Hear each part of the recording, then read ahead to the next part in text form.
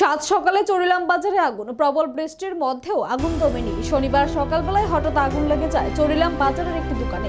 মুহূর্তে আগুন ছড়িয়ে পড়ে পুড়ে ছাই হয়ে যায় দোকানটি। স্থানীয়রা জানান, ঘটনার শুরুতেই ফায়ার সার্ভিসে বারবার ফোন করা হলেও কোনো সাড়া পাওয়া যায়নি। অভিযোগ, ফোন বন্ধ ছিল। বহু চেষ্টার পরে বিশালগড় বিশ্রামগঞ্জ থেকে দুটি ইঞ্জিন এসে আগুন নিয়ন্ত্রণে আনে, তবে তৎক্ষণে দোকানের সমস্ত মালপত্র পুড়ে ছাই হয়ে যায়। ক্ষতিগ্রস্ত দোকানদার কান্নাজড়িত কণ্ঠে বলেন, সব শেষ হয়ে গেল। আগুন যেমন পুড়িয়েছে তেমনি পুরায়নি, যে কেউ সাড়া দেয়নি। প্রশাসনের এমন দায়িত্বহীনতায় ক্ষুব্ধ স্থানীয়রা। তারা প্রশ্ন তুলেছেন, জরুরি মুহূর্তে যদি ফায়ার সার্ভিসের ফোন বন্ধ থাকে তবে নিরাপত্তা কোথায়? এই ঘটনা ফের একবার তুলে ধরল শুধু আগুন নয়, অবহেলাও প্রাণঘাতী। সকাল বাজারে আমরা আগুন দেখতে পেলাম কিভাবে?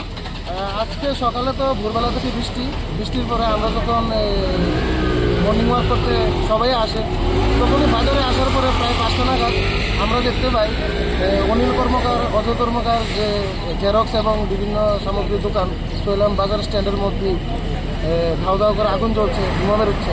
তৎক্ষণাৎ আমরা ফায়ার সার্ভিসকে ফোন করি, কিন্তু ফায়ার সার্ভিসের মোবাইল বন্ধ ছিল এবং কোন ফায়ার সার্ভিস? বিশালগড় বিশ্রামগঞ্জ দুটোটার মধ্যেই ল্যান্ডফোন বন্ধ ছিল, কারণ কোনো সারা শব্দ ছিল না। তখনই আমরা থানার ওসিকে ফোন করা হয়, তো ওসি জানান পাঠাচ্ছি, কিন্তু একটু দেরি হলো আসে, কিন্তু রক্ষা করতে পারেনি। দোকানের মতো সব কিছুই পুরো ছাই হয়ে গেছে। 2টা ফায়ার সার্ভিস অলরেডি বিশ্রামগঞ্জ এবং বিশালগড়তে এসেছে, তাদের জলও শেষ প্রায়।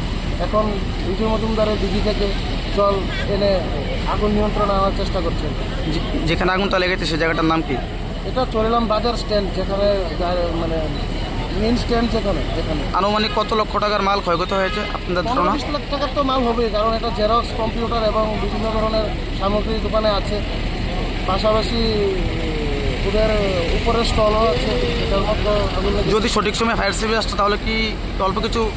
সঠিক সময় ধরুন না, আরও যদি 20 মিনিট আগে আসতো তাহলে কিছুটা হলেও রক্ষা করা যেত, কারণ আগুন তো এমন একটা জিনিস যেটা মানে কিছুক্ষণের মধ্যেই সব কিছু ধ্বংস করে ফেলে।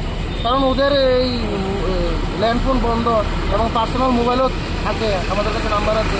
আমরা ফোন করেছি কিন্তু লাইন ঢুকছে না। এটার মানেটা আমি বুঝলাম না। ইমার্জেন্সিতেই তো তারা কাজ করবে নাকি?